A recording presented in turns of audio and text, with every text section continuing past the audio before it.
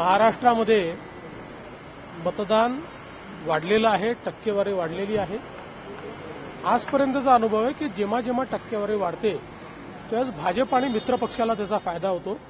त्यामुळे आम्हाला अपेक्षा आहे की त्याचा निश्चितपणे फायदा आम्हाला मिळेल आणि महाराष्ट्रात आमचं सरकार तयार होईल अशी मला अपेक्षा आहे. सर, अजून आकडे आले नाही तरी असं दिसतं की महिलांची टक्केवारी जास्त वाढण्याची शक्यता आहे असं प्राथमिक दृष्ट्या दिसतंय. कारण आम्ही पण आता बूथचे जे सर्टिफिकेट्स गोळा केलेले आहेत तर मी जवळपास 25-30 मतदारसंघांमध्ये फोनवर बोललो तर त्यांचे प्राथमिक फीडबॅक आहे की महिलांची टक्केवारी वाढली.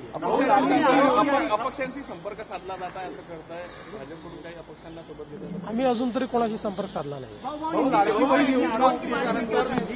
अदानी को बचा रहे हैं ऐसे राहुल गांधी ने आरोप किया. राहुल गांधी रोज बोलते उसमें कौन सी बड़ी बात? हिंदी में बताइए एग्जिट पोल जो आया. देखिए एग्जिट पोल पर प्रवक्ता बोलते हैं, नेता बोलते नहीं है.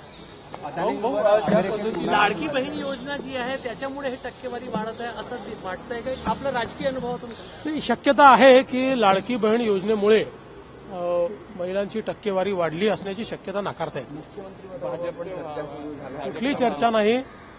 आता परवा रिझल्ट आल्यानंतर आम्ही तिन्ही पक्ष एकत्रित बसू आणि चांगला निर्णय करू. पदाधिकाऱ्यांच्या भावना आहे भाजपचा मुख्यमंत्री व्हावा. त्याला ते किती वेळा तेच ते विचाराल काय अजून टक्केवारी वाढलेली याला तुमच्या दृष्टीने कुठल्या गोष्टी कारणीभूत असायला पाहिजे? मला असं वाटतं की साधारण मतदानाची टक्केवारी ज्या प्रकारे वाढलेली आहे हा एक थोडासा प्रो इन्कम्बन्सी फॅक्टर मला दिसतो की लोकांना सरकारच्या बद्दल थोडी आपुलकी वाटणं हा त्याचा अर्थ असतो.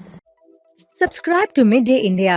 Get direct notifications on all our videos by clicking on the bell icon.